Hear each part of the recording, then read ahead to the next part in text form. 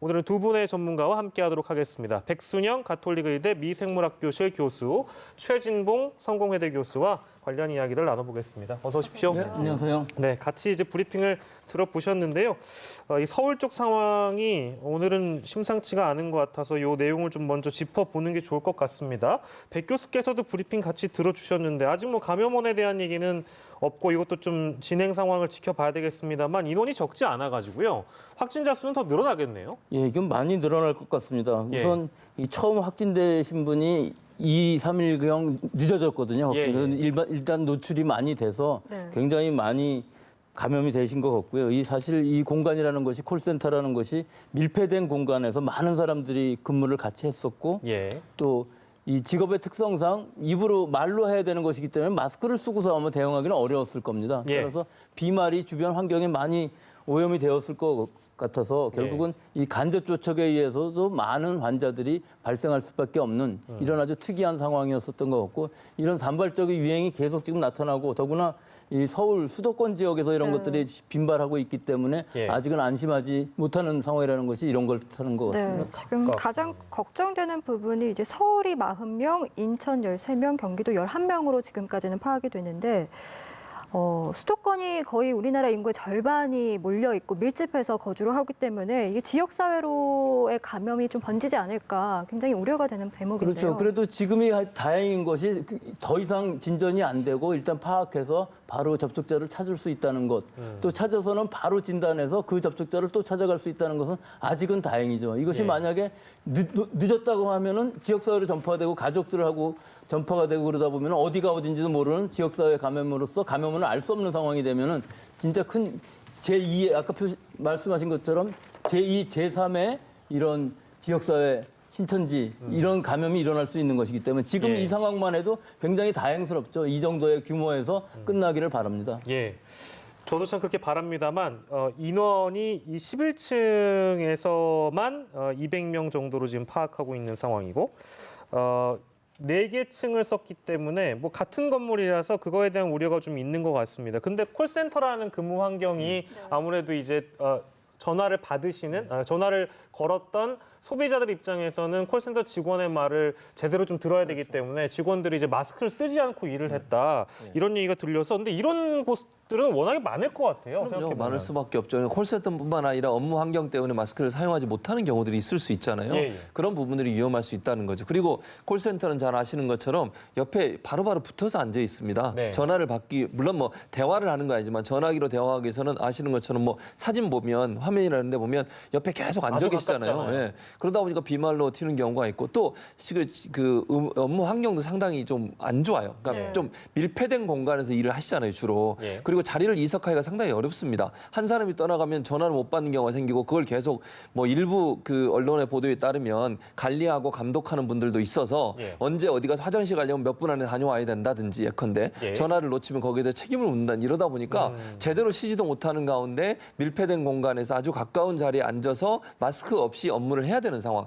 한 사람만 걸리게 되면 그러니까 비말이 전체적으로 밀폐된 공간에서는 멀리 또 침이 에어로졸처럼 떠다닐 수 있는 위험성도 있거든요. 공기 중 예, 예. 감염은 안 됩니다만 예. 그럼에도 불구하고 밀폐된 공간 안에서 만약에 추워서 히터까지 틀어놨다고 하면 그런 가능성이 점점 높아질 수밖에 없어요. 그러니까 작업 환경 자체가 업무 환경 자체가 비말이 오랫동안 남아있을 뿐만 아니라 멀리까지 날아갈 수 있는 환경이었고 그런 상황에서 한 사람이 확진되고 또 이제 시간이 없다 보니까 밖에 가서 식사를 못하고 도시락이나 이런 걸로 주로 식사를 해결하시거든요.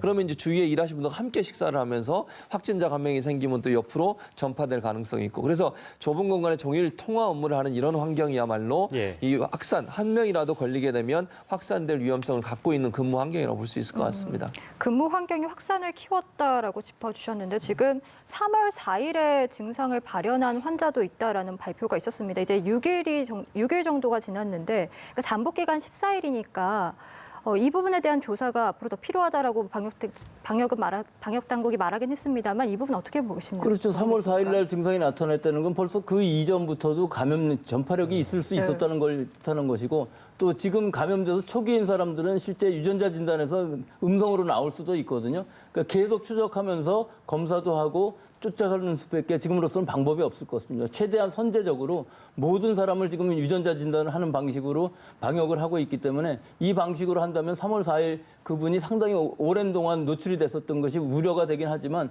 일단 우리나라 이 시스템상으로는 여러 가지 동선이라든지 이런 것들이 확실하게 잘 잡히기 때문에 그 부분을 확실하게 하나하나 전부 꼼꼼히 찾아가면은 충분히 막을 수는 있으리라고 봅니다. 이 상황이 어디까지 이제 전개가 될지는 모르겠습니다만 이 정도에서 마무리가 되면 참 다행인데 아까 제가 규모로도 말씀을 좀 드렸고 4개 층을 썼고 이건 이제 11층 확진자를 중심으로 200명을 조사 중이니까요. 나머지 분들도 다 조사를 하겠습니다만 수도권을 중심으로 봤을 때 최근에 만나본 사례 중에 최대 규모인 것이죠? 예, 최대 규모고 또 그 여러 그 주변 지역사회 노출이라는 부분이 아주 넓기 때문에 예, 예. 이 부분을 어떻게 하면 빨리 찾아가느냐가 더 중요하겠죠. 이게 예. 시간이 지나가면은 네네. 결국은 다른 노출이 2, 3차 감염이 또 나타나는 것이기 때문에 얼마나 신속하게 빨리 갈 수 있느냐 하는 것이 관건인 것처럼 보입니다. 예, 차후에 이제 조사 결과가 어떻게 나오는지 또 이 상황이 확진자 수가 또 얼마나 늘어나고 또 어느 지역에서 발생하고 또 감염원에 대한 파악도 또 동시에 중요한 것 같고요.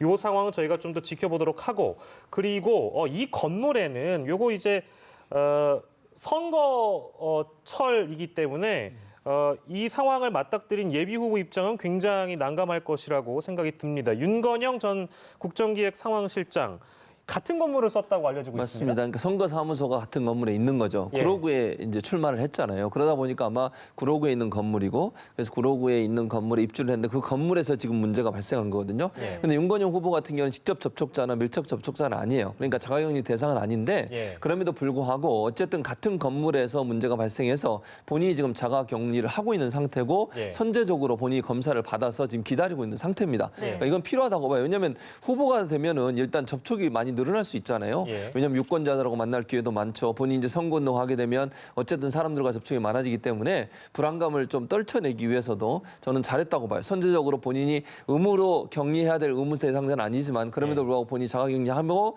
검사 결과가 나올 때까지 자가격리를 하겠다고 그랬어요. 예. 그래서 검사 결과가 음성으로 나오면 이제 다시 선거운동을 다시 하려고 하는데 지금 현재 그래서 선거사무소 자체는 폐쇄를 하고 예. 거기에 일하는 분도 다 지금 자가격리 상태에 있는 것으로 알려지고 있습니다. 네, 초반에 이제 일부 보도에 따르면 오보가 있었던 모양입니다. 그러니까 예. 선거 캠프에서 뭐 예. 확진자가 나왔다는 그건 식으로 아닙니다. 네. 보도가 됐던 모양인데 그것은 아니고요. 예, 그러니까 예. 같은 건물을 썼고 예. 그 건물 안에 이제 선거 캠프가 있었다라는 점 다시 한번 저희가 말씀드리겠습니다. 근데 어쨌든 며칠간은 손해를 보는 셈이네요. 아, 그럼요. 선거운동을 못 하는 거죠, 결국은. 예, 예. 그러니까 인사도 해야 되고, 물론 뭐 요즘은 악수하고 이러지는 않지만 예. 보통 이제 지하철역 같은데 이렇게 팜플렛이나 아니면 이게 큰 거 들고서 인사 정도는 하거든요. 근데 네. 그것도 지금 못 하게 되는 거죠. 본인은 어쨌든 결과가 검사 결과가 완전히 음성으로 나오기 전까지는 외부 외출을 안 하겠다고 지금 얘기를 했기 때문에 후보 입장에서는 상당히 불리한 상황에 놓였다고 볼 수 있죠. 예. 네.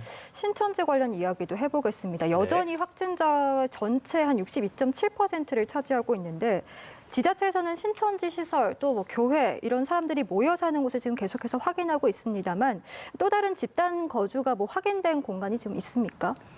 예, 그 공간 자체는 잘 모르겠지만 하여튼 5명 이상 정도가 같이 거주하고 있는 경우에는 굉장히 확진율이 높다고 합니다. 그러니까 지금 현재로 봤을 때 신천지 교인이라는 것 자체가 위험 요인인데다가 또 같이 살았다는 것은 서로 간의 전파가 많이 일어날 수밖에 없는 이 종교의 특징 때문에 예. 서로 예배를 많이 하고 뭐 아마 통성 기도도 하고 여러 가지 일들이 있었을 것으로 보이는데 그것은 예상이지만 역학적으로 볼 때도 5명 정도에 3명 걸린다는 것은 굉장히 높은 확률이거든요. 그러니까 모든 신천지 환자뿐만 아니라 주소지가 비슷한 사람들, 접촉한 사람들은 다 찾아내야 되고 또 그 주변에도 확산됐을 수 있으니까 얼마나 전도를 위해서는 또 다른 집에 다른 교회도 가거든요. 예. 그러니까 이런 동선들을 다 찾아서 지금은 확실하게 할 때라고 봅니다. 예, 그리고 제가 한 가지만 더 덧붙여서 네. 말씀을 드리면 신천지 같은 경우에는 지금 대구 지역에서 언론 보도를 보면 10여 곳 정도가 더 있는 것으로 얘기를 하고 있어요. 물론 한마음 아파트처럼 그렇게 큰 규모는 아니지만 예. 연립주택이나 아니면 이렇게 오피스텔이나 이런 데서 함께 거주하는 그러니까 가족이 아닌데 함께 동거인으로 거주하는 경우가 있다. 이건 이번에도 보십시오.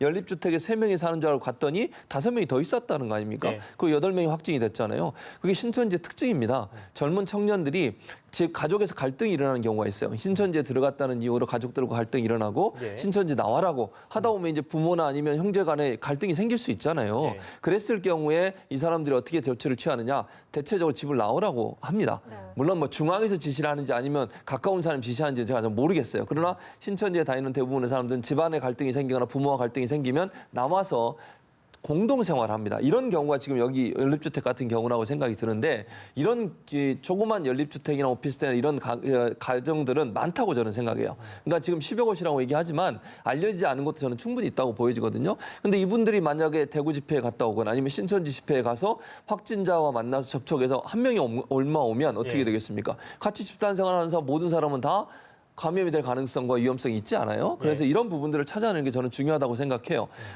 특히 젊은 청년층 이런 분들 같은 경우에는 신천지에 다닌다는 이유로 갈등이 생겼을 때 대체로 나와서 공동생활을 하기 때문에 이런 공동생활하는 것이 전체적으로 다 파악도 안 되는 상황입니다. 이 부분을 빨리 파악하지 않으면 신천지의 감염 속도가 여기서 끝나지 않고 이런 소규모 집단 생활을 통해서 확산될 가능성은 충분히 있다고 보여집니다. 네, 뭐 여러 언론 보도를 통해서 나왔습니다만 신천지 피해자 연대라든지 뭐 여러 주장을 하시는 분들은 단순히 대구뿐만이 아니라 여러 지역에 그럼요. 이런 집단 거주 시설, 신천지와 연관된 시설들이 많이 있기 때문에 그거에 대한 일단 위험성과 우려를 제기하는 분들이 적지 않은데요. 지금 상황을 또 이렇게 돌아보면 아직까지도 신천지라는 어떤 일종의 변수랄까요? 뭐 역학조사와 관련된 전문가들이 대부분 감염병이 발생하면 정보가 투명하지 않아서 발생하게 되는 여러 이제 감염 사례들이 너무 많다 보니까 거짓말과의 싸움이라는 표현을 하던데 선생님께서 보시기에 어떻습니까? 지금까지도 여전히 신천지라는 어떤 연관성 이것은 변수로 많이 남아있다고 봐야 되겠습니까?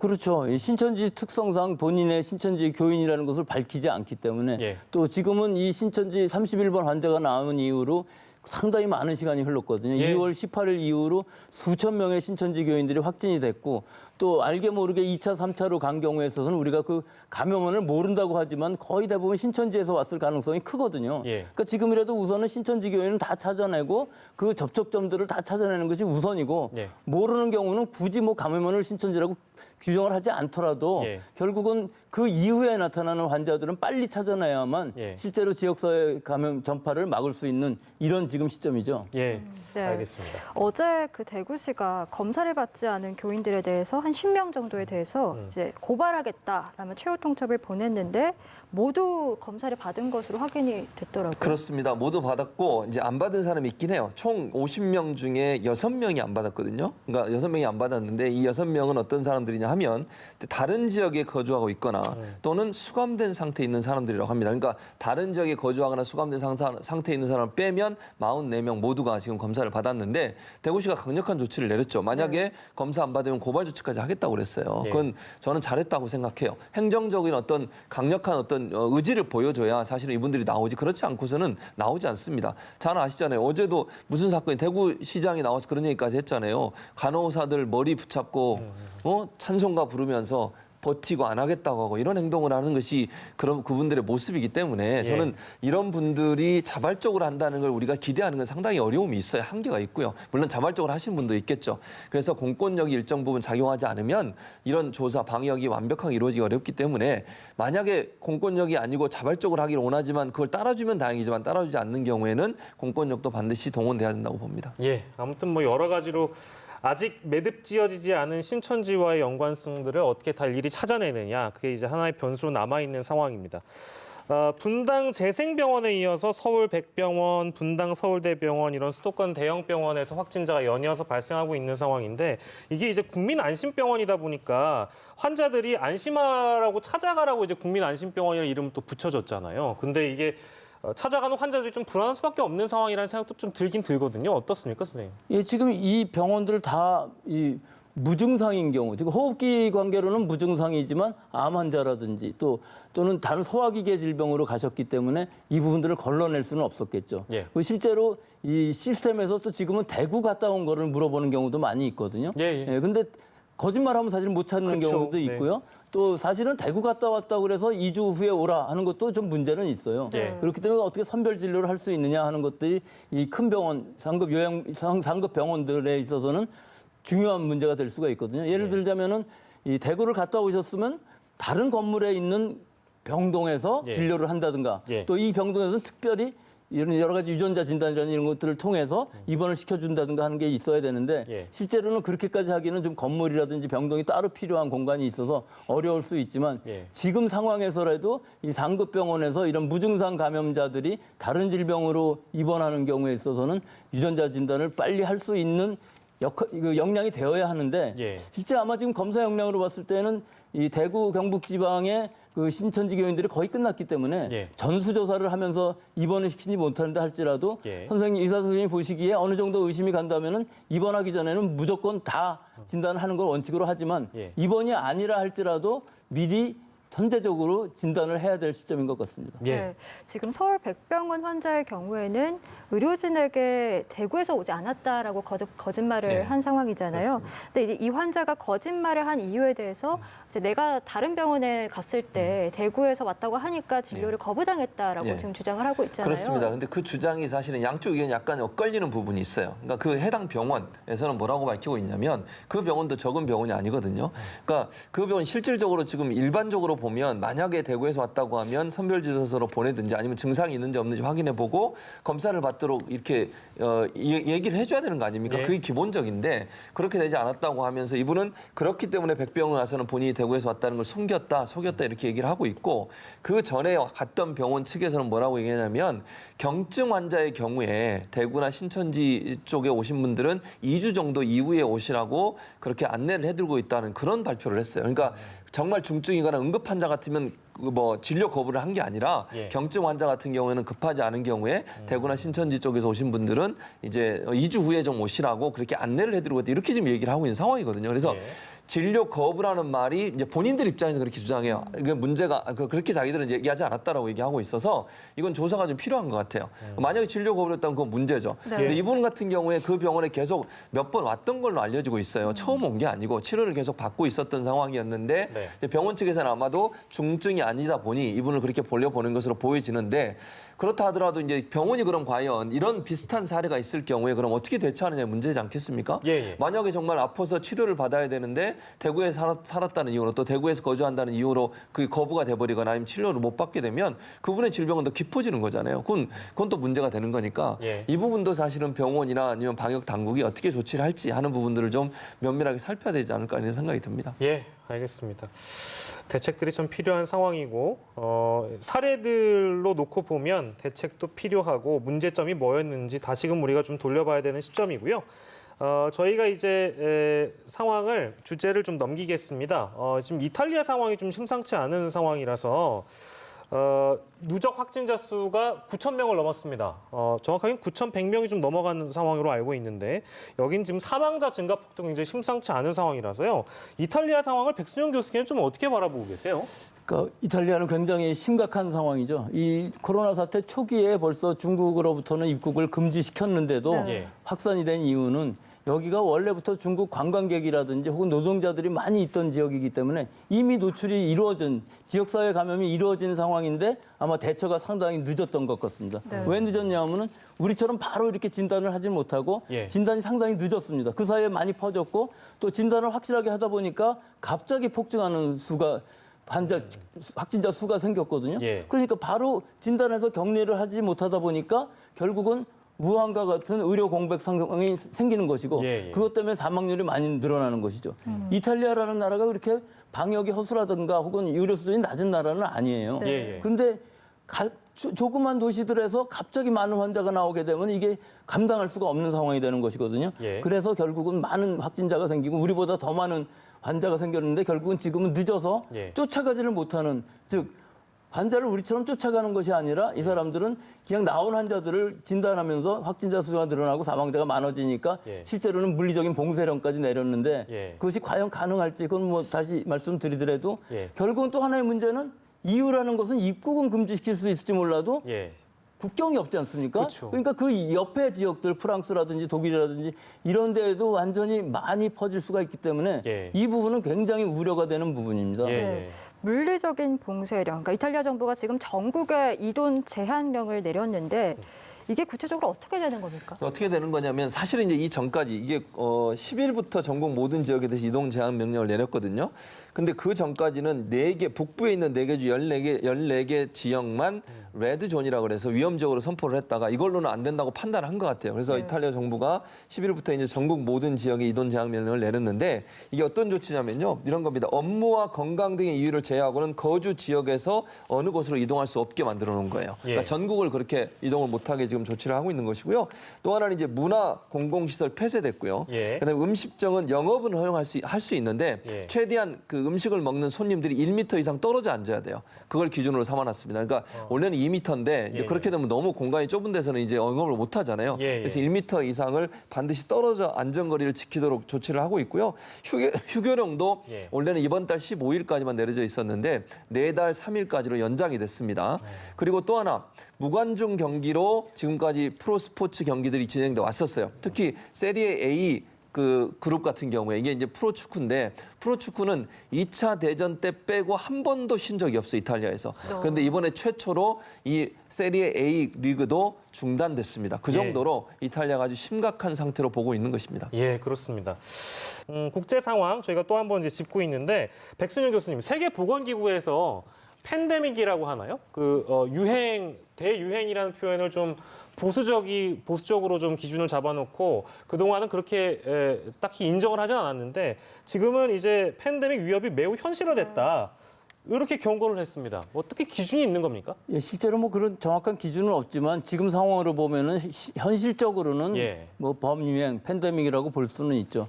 하지만 WHO에도 팬데믹이라고 발표를 해버리면은 여러 가지 경제 여건들이 나빠질 수 있기 때문에 좀 보수적으로 하고 있는 것 같고요. 실제 상황을 보면 굉장히 우려스러운 점이 많은 것들이 유럽, 미국 전체가 그런데 아직까지도 아프리카 같은 데는 사실 여기가 확산되면 굉장히 무서운데 숫자들이 많지 않기 때문에 아직은 그렇게 하고 있지 않고 실제로 범유행이라고 하면은 어떤 방역이라는 면에서 보면 전 세계적으로 좀 역할이 떨어지는 진단도 못하고 의료 수준도 떨어지는 나라들을 많이 도와주는 방식으로 가고 또 여러 가지 연구들이라든지 정보 교류 같은 것들을 잘 할 수 있는 이런 조건들을 만들어야 되는 상황이지만 그 하여튼 부작용 또한 만만치 않기 때문에 지금 아직은 그 범유행이라고 하지는 않고 있습니다. 이렇게 세계보건기구가 팬데믹 위협이 현실화됐다라고 강조를 하면 아무래도 전 세계적으로 좀 공포감이 커질 텐데 그럼에도 불구하고 이렇게 발표를 한 배경에 대해서는 어떻게 보고 계십니까? 그렇죠. 현실적으로 보면 뭐 거의 팬데믹 수준이기 때문에 이 정도 발표를 해서 더 방역을 열심히 하자 하는 건데 전 세계적으로 봤을 때 완전히 잡을 수 있는 나라는 우리나라밖에 없다고 보고요, 현재로.